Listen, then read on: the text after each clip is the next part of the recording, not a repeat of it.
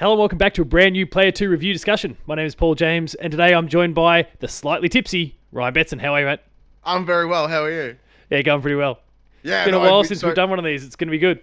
It has. So, I've just come off the back of recording my weekly PlayStation podcast for the players, the PopCulturist PlayStation podcast. Like the shit out of it. Yeah, like it. Check it out on all your things. And because I had kind of like a brain day, just tired, I was like, I'm gonna chug a couple beers during the recording of my show to pick myself up. And then about halfway through my show, they kicked in. I'm like, oh shit, let's go.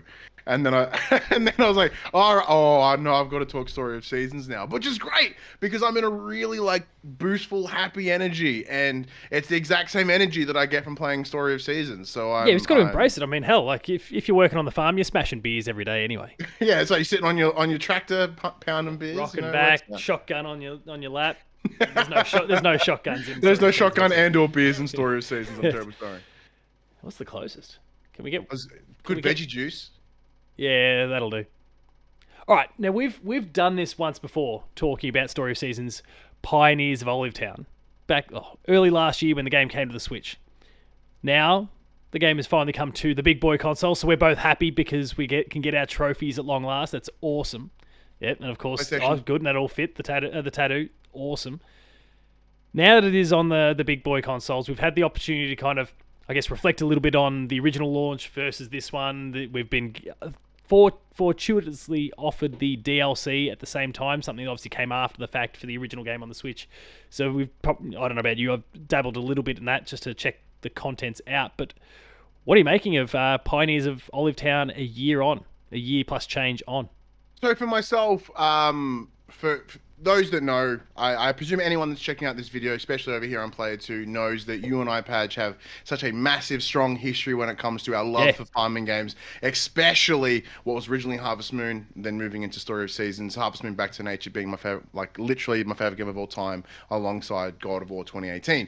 So in the same way that I really enjoyed playing Friends of Mineral Town on the Switch, and then Friends of Mineral Town on PS5, and then going, oh, sick, here's a brand new Story of Seasons over on the Switch with Pioneers of Olivetown. Now I get to play it on my console of choice, my absolute favorite place to play anything.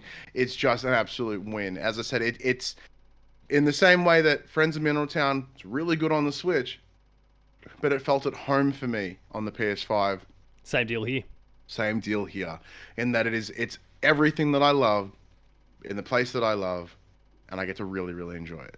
And to be fair, and I don't know about you, but I did enjoy the fact that I could take, Story of Seasons previously on the go with the mobile, the portable aspects of the Switch and whatnot. And some of my favorite Harvest Moons are the likes of Harvest Moon 2, for example, which was a Game Boy game first and foremost. That's where my memory of that game is kind of grounded, and plenty of other Harvest Moons as well. So it's not a foreign sort of thing. So I'm just enjoying the fact even though it's on PlayStation, I love playing it on the big screen. I can just flick it down into remote play and play on my phone, and I've done that quite a bit so far. Yeah, I guess having Harvest Moon Back to Nature be my origin, and most of the ones I've played since have been console, is the idea of playing it sitting on the couch and going, all right, let's smash out Spring, or that to me, that is how I play it. I hit it and I go at it for a while. So portability has never been a massive part for me, and even then, especially one of the biggest positives of having it come from the Switch now over to the PS4 or the PS5, which is what I'm playing it on now. It looks better, it runs better, it's just everything about it is completely jacked. So one of the things, we'll get it out of the way now, one of the things that you and I originally had challenges with on the Switch was its performance. In that the second you start, because the game forces you to do it, you have strings of machines that are just making lumber and ore and threads and the makers, whatever. As they call the them. Makers, as they're called. Yeah. So you would have 16, 20, 25 as your farm grew, in the same way that if you play Stardew Valley, a big hunk of your farm is just these creation machines. Yeah. Same thing here, but the second you hit that area of your farm where these makers are constantly going, performance just chugs. Frame drops to for what would have I didn't even think it hit a consistent 30 previously on the Switch. And then when you go into these areas, it just drops even harder. I wouldn't say quite single frames, but it's certainly not far from it though. It could get pretty bad at point. But here on the PS5 at least, Like, it looks sharp. It actually almost looks sharper than I remember it on the Switch. I've had not a single hiccup. It's almost like it's running at a good, at least a consistent 30, possibly even higher. Yeah. Now, because I can't do a show without talking about my beautiful television, it's very likely my TV's adding some nice motion smoothing, or some things kind of give it a bit of a bump up, makes it feel a lot smoother. But yeah, I cannot. Every complaint that I had about it before from a performance perspective, Gonskis. That's pretty sweet. Yeah, I've got to admit, like, I haven't noticed any performance hiccups whatsoever. Another aspect that was a bit of a problem with the Switch version was the load times sometimes. Yes. So beyond the frame drops, but even, if you're moving in and out of town or into a mine or whatever the case happened to be, the load times could be weirdly long at times, to a point where they addressed it in a patch, and I don't think they ever... inconsistently long. Like, sometimes it'd be really long to get into town, sometimes it wasn't. It was... Yeah, it was really flaky and weird. It was... I don't know. Wasn't really sure what to make of it. They tried to patch it. I don't think they cleaned it all up. No. But I believe they cleaned up some of the issues. Either way, now that we're moving on to the consoles that have got serious grunt. I mean, we're playing it on PS4, but of course running it through a PS5, so there's even more horsepower there that just makes this stuff easy. Like, there's no problems processing any of it, rendering it all on the screen, no issues, no slowdown, and I've got a lot of makers churning shit out at the moment, and not finding that issue whatsoever. So it's a really, really good sign. I mean, we've obviously touched on the game pretty thoroughly in the past. Did you get a chance? I presume link in the description. Yeah, we'll make sure to link to the old one. Did you check out any of the DLC stuff at all? Any of these little islands that have been added? I did not. So we were very lucky that once again, at the time, the team at Turn Left Distribution here in Australia, who handle Marvelous, did provide us with I believe a version of it that did give us the season pass, or I bought the season pass myself because I love the game so much. I think I love the game so much. I was like, look, even if I don't play the DLC, I'm going to buy it anyway. Because at the time, it was just cosmetics. It was like, hey, and the one that made me like weep the most was like, hey, here's the outfit from Friends of Middletown. I'm like, oh my god. But yes, I know. At the time I bought the season pass and I didn't really dive into it. But like, apparently there's whole new areas to mess about in. Yeah, so they make it seem like it's more than it is. Yeah. The DLC is pretty underwhelming. Oh. So you can travel off these little islands. There's some new people to meet. You can certainly, like, some of them are potential romance options as well. So that kind of builds into that system that's already in play, which is cool. And there are some really cool characters there that, I mean, depending on your preferences, maybe these people appeal. Maybe you'll jump ship from... because, of course, you could divorce partners in Story of Seasons. If that's a pathway you want to go down, then feel free to dump their ass and go pick up one of these newbies. I'm dealing with a divorce in my real world. I don't need it in my game. Yeah, okay, that's fair. That's fine. I don't need it. But, like, if that's the path someone wants to go down, by all means, have your fun. Just keep in mind, if you had a kid, they straight up just Thanos snap out of existence if you're divorced in that game. Have you? Which I didn't know about. Like, I only learned about... trying to jog my memory for some of the different systems and some of the different romance things. There's no child support in Story of Seasons. The kid just straight up disappears. That's it. That's fucking fascinating. So it's pretty funny. But yeah, it's like, if that's what you want to do, that's what you want to do. There's some, like, the environments themselves look really nice. There's kind of one of them's like a terracotta town of sorts. Like, everything's kind of very brick and pavement and all those sorts of things. You've got others that are leaning far more into, like, they've got kind of themes for each different region. And there's a few people kicking around that are a little bit fascinating, but yeah, just nothing really captivating about the whole thing. So you bounce pretty quickly. I took a few photos of animals that I hadn't seen at that point, threw out a line, caught some fish, and left. Which is a bit disappointing in that respect. And beyond that, the DLC is kind of contained to outfits and those sorts of things, different skins for your character. So, yeah, I don't know. I don't have much that's positive to say about it. Nothing hugely negative, but it's just kind of nothing. It's one of those. It's more of what you love. Like, if you loved this, then you'll get more of it. And it's kind of, it's that weird line where, like, good DLC is more of the same in that, like, it's unrelated to this, but like recently I've been playing the World Slayer DLC for Outriders, which is literally just more of the same. But in the case of Outriders, that's exactly what I want. Yeah. And the thing about this though is when it comes to Story of Seasons, more Story of Seasons is always the best. Now, the challenge for me is that what I love about these games the most is the farming. Like, to me, it's my zen. In this, like, so I I myself, like I work in mental health supports that uses gaming as therapy essentially, or gaming as skill building and understanding yourself and the world around you. So to me, having games as a space to think and reflect and process and just de-stress from the world is key. And the repetitive task of going in and planting and growing and trying to make your farm the most efficient farm that it can be is just calming to me. But so the idea of like romancing and all these different things kind of isn't. It's like something that I do in It's winter when I run periphery out stuff. of. Yeah, when I Yeah. run out of shit to do in winter, I'm like, oh, guess I'll go talk to the woman who works at the museum. I guess you're cute. How you going? Blah, blah. Okay, so you got the same target. Yeah, Rainer, same target. That's a horrible Rena, sentence. Rena. Yeah, that's really badly like got eyes on the same person.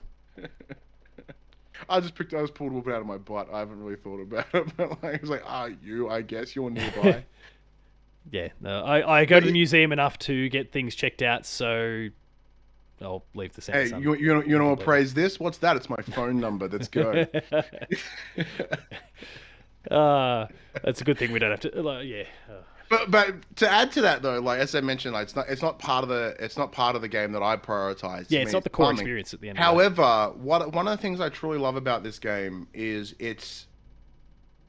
you always hear about games that want to bring in more diversity and support more parts of various communities, but they tend to make it such a flagship part of the game that it kind of goes, eh.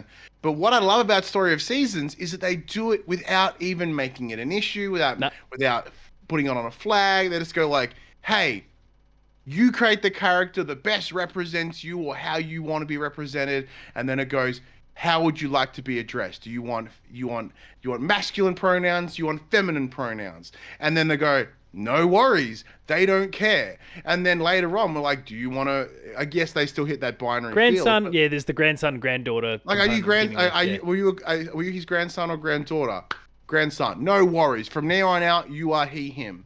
And then later on, if you as he, him wants to start smooching on dudes, the world and the town, the game goes, yeah, you smooch that dude. Good on you. You're I like, don't care. Off you go. Yeah. yeah, and they're like, "What do you want to like mac on a guy and a girl? Like you want to like schmooze a guy and a girl at the same time and just pick the best? Okay, go you. Yeah, fucking like sleaze. Like no, Getting you know, around. No, yeah, I love that in terms of like I'm not a member of that community, but I have a lot of friends that are part of that community, and oh yeah. As they struggle to find themselves represented in a game to truly create who they are, or because even if we mean it or not, like even if we don't mean to, we do channel ourselves into the games that we play, of course. whether that be in the character creator, whether it be whether an exact mirror copy of who we are, an idealistic version of who we are channeled in the characters that we create, right? Yep. So if who you are fits within those parts of you, yeah, the parts of the game, I should say, and then you can go in and go, oh, so I can have like pigtails and wear like shorts and like a crop top, and I can get the pronouns that I prefer, but also using the name that I prefer, and I can interact with the opposite gender of who I prefer. And the game neither penalizes me nor praises me. It just goes, "Hey, you're you." That's mad. That cannot be understated as such a massive win for this game. Yeah, and then you let you pivot at any point outside of your name and your farm's name. They're like the only things that are really locked in. And actually, on the farm's name one, fuck, I clearly didn't read it properly. I don't know if they didn't highlight this properly, whether it's just me not recalling from the last game. Me being a fan of The Office that I am, decided I wanted to call my farm Shroot Farm. Typed Shroot Farm in there. Okay, submit. They automatically put the word farm on the end. Yeah. So it's Shroot Farm now. Like, fuckers. And I can't change that shit. No. It's one of the two things, your name and the name of your farm is the only thing that are locked in permanency, and I've got Shroot Farm. Because I'm a 32-year-old child. Bears Beats and Battlestar Galactica. My farm is Butt Farm. Nice. In the same way that over playing at Karasov's game dev story, it's Butt Play Games. This is Butt Farm, because it makes me chuckle every time they go, "Oh, you're the guy from Butt Farm." I mean, my chicken coop's the poop coop. Yeah.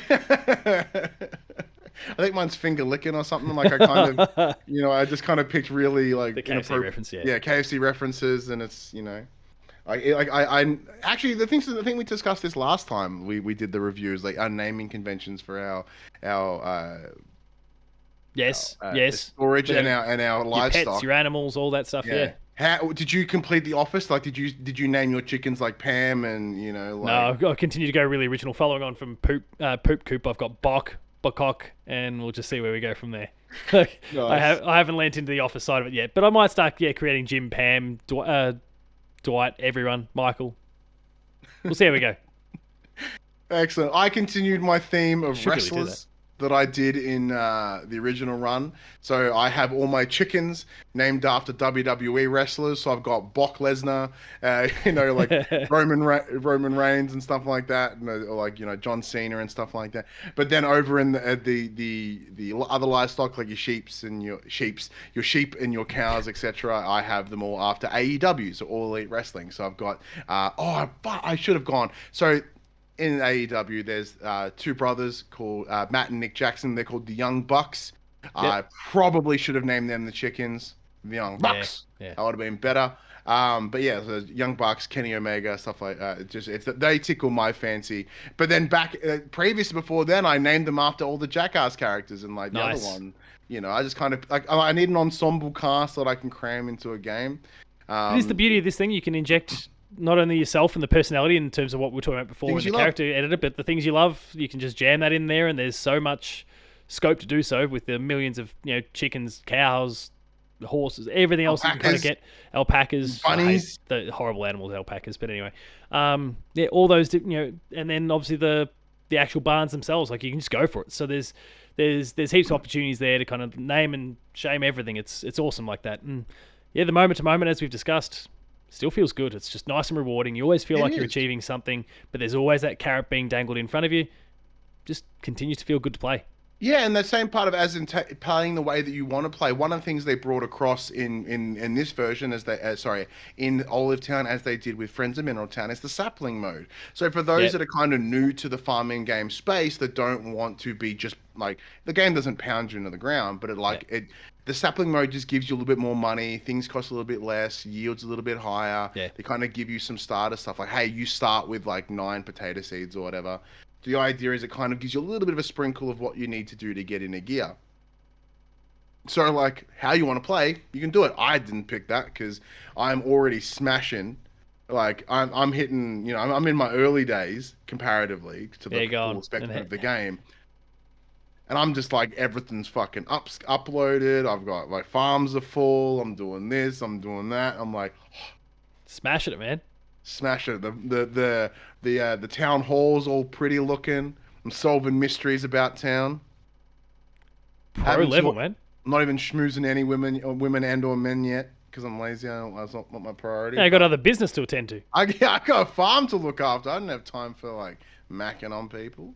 And I mean, even that aspect, like if you do go down the sapling mode, it's like it fast tracks the relationship building component too. Like everything gets kind of scaled up. Even like as you mentioned, the yield, it's 1.2 times the normal rate.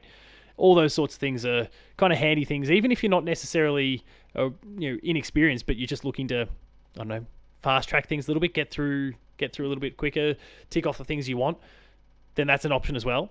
Don't think of it as necessarily like it's not always just this baby mode sort of thing. Like it can just be to keep things ticking along, because these games can still take dozens of hours and they are by their nature very repetitive, and that's fine. We love that grind and it's fine. But if you're not quite down the deep end of the well like we are, or you just want to push through, you can, and that's really handy. Like it's an extra perk to that sapling mode that isn't just a difficulty or ease of access sort of thing, which I really appreciate. Yeah, and look, as much as I enjoyed playing this on the Switch, nothing beats the sound of me playing this game and then a trophy pops. Oh yeah, no, I'm real happy about that. Because like it hits those two needs. It's the farming game plus that that's literally unvaluable because it's not worth shit. Invaluable? No. Yeah. No, invaluable. It means it Yeah. has Sorry. value That's that the can't be opposite. measured. It's unvaluable in the fact that the trophies mean nothing. But Yeah. to me, that bing, I'm like, yeah, I did till that soul 500 times. Yeah. No. It's like it's a lot of the mundane stuff that that you're ticking off, but there's also some as I scroll through that trophy list that still are ticked off by 0% of people. I'm like, I could be that first. Well, no, granted, we're playing pre-release, of course, so it makes sense why no one's you touched watch in the on it first yet. days, someone's going to go blitzing past us with Yeah. no problems whatsoever. But yeah, that'll be a time. In the meantime, Yeah. thoroughly enjoying it. Very much so. I think the game's absolutely fantastic. If you have played it on the Switch and you want to check it out, I highly recommend it. If you love Animal Crossing and you want something that's a little bit more not having to play for 20 minutes each day, you can actually sit and binge it, then I highly recommend this one as well. Yeah. I would, of course, always recommend Story of Season Friends of Mineral Town, as it is as a remake of my personal favorite game of all time, as I mentioned before. But if you want that next scale, you want something that's like a 3D chibi art, fucking adorable version of Stardew Valley, then this is what you want. I'll stand on my box and I will say it to the end of time that Story of Seasons is the pinnacle branding, the pinnacle series of games when it comes to farming. Is it full of nostalgia and rose-tinted glasses? You're goddamn right it is, and I wouldn't have it any other way. Yeah, no, I'm with you, and I think I know obviously there's the nostalgia components that might help us slide towards certain either Harvest Moon or Story of Seasons titles, but in terms of like the direction the franchise is going, like Olive Town is kind of I think the best of the lot, like in terms of what it's really trying to put out there from the way they've looked around and seen what the likes of Stardew Valley are doing to even just. But it's one of those things. It's very similar to how like the Tomb Raider inspired Uncharted. Which then inspired the new Tomb Raider, which will then fuel Uncharted. With the original Harvest Moon games, essentially building what farming games are to this day. Farming, like if you read Jason Schreier's Blood, Sweat, and Pixels, where he interviews the dev of Stardew Valley, he talks about Harvest Moon Back to Nature being such an integral influence for what became Stardew Valley. And then now that the team of Story of Seasons, who were the original team on the Harvest Moon game, by the way, or the original development studio, because Harvest Moon now isn't Harvest Moon. Harvest Moon now. Do not play Harvest Moon games now. I'm like Natsume, don't do it. But what I love about its Story of Seasons Pioneers of Olive Town, it's picking up parts from Stardew. So it's kind of feeding this beautiful cycle of like, you influence me to influence me to influence me to influence you, and it's beautiful. And I really love where they're taking it. And all I can hope is that means that there is another one down the line, in the same way that we had hopefully day and date for PlayStation. Yeah, 3 games on the 3DS. I'm hoping we get even more. And yes, if they go day and date outside of just the Switch, then excellent. If not, I'll wait a year until it's on PS5 and I'll play it there again. Yeah, no, I'll be 100% with you, man. I'm super excited for what's to come with this franchise. Always. That's about all I think we need to say though about this one. We've, as I mentioned and you highlighted before, we'll have the link to the other conversation down here for some more in-depth thoughts about the kind of moment-to-moment stuff. But that is Story of Seasons, Pioneers of Olive Town on the PlayStation. It is available this week. This week. Go check it out this week. It's coming to your consoles. And of course, again, if you've already played on the Switch and you were hampered by those performance things, you've got a perfectly good option in that sense. So consider making that jump, I would say. Yeah, literally the best farming game to play. Yeah. Literally. Betson, where should people go to check out all of your awesome stuff? If you want to hear me rant about more farming games and have a ton of fun, you can go check me out at the PopCulturist. The main thing that we do is a weekly PlayStation podcast called For the Players, the PopCulturist PlayStation podcast, where myself and my co-host Max, we essentially deliver you the late night show of PlayStation podcasts, and that it's jam-packed full of personality. It's bright, it's fun, it's entertaining, but it's also completely backed by years of experience within the games media, knowledge up the wazoo, just passion, everything that you would want, entertaining, knowledgeable, informative. And it's live, so you can hang shit on them in the chat. And we record live on Twitch each and every week. But yeah, it's on podcast services on a Monday morning and YouTube. You can watch Betson get on the piss midway through the show. Yeah, you want to see like 3 beers hit about halfway through a show, then you can check that out. But if you also want to hear my love for PlayStation, professional wrestling, and farming games, check me out on Twitter at HaggardMC. That's HAGGARDMC. Right above his head. If you're watching that video version. On the Player 2 side, make sure to visit the website player2.net.au, where you'll check out a written review of the game. There's a Player 2 Plays that you'll be linked to on the YouTube channel as well. Make sure to like, share, and subscribe to that one. And on the Twitter side, as you've already highlighted, Haggard MC for Betson, Paul James Games for myself. The website's player2au. Thank you to Decibel PR for providing us codes to access this game. And I appreciate them bending the rules for me. Thank you so much. Yeah, they did flex for you, so it's awesome. And you're proving your worth now. Next time, you'll just be given one straight up because they're top people. And if they're watching, not guaranteed. Not guaranteed.